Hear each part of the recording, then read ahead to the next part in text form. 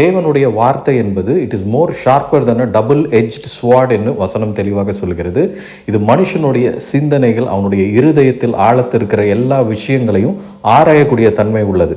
அதனால் வெளி தோற்றத்தில் நம்ம வெளி தோற்றத்தை வைத்து நம்ம உலகத்தை இம்ப்ரெஸ் பண்ண நினச்சாலும் தேவன் நம் இருதயத்தை பார்க்கிறார், நம்மளுடைய எண்ணங்களை அவர் பார்க்கிறார். அதனால தான் அந்த வார்த்தைக்கு நம்ம கீழ்ப்படிந்து நடக்கும் பொழுது தான் நமக்குள்ள எல்லா காரியங்களிலும் நம்ம ஜெயம் எடுக்க முடியும்.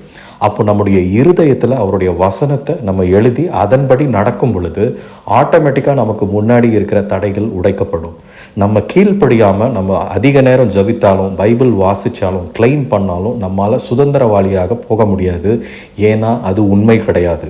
கீழ்ப்படிதல் இல்லாமல் தேவனுக்கு பிரியமாக இருப்பது கூடாத காரியம்.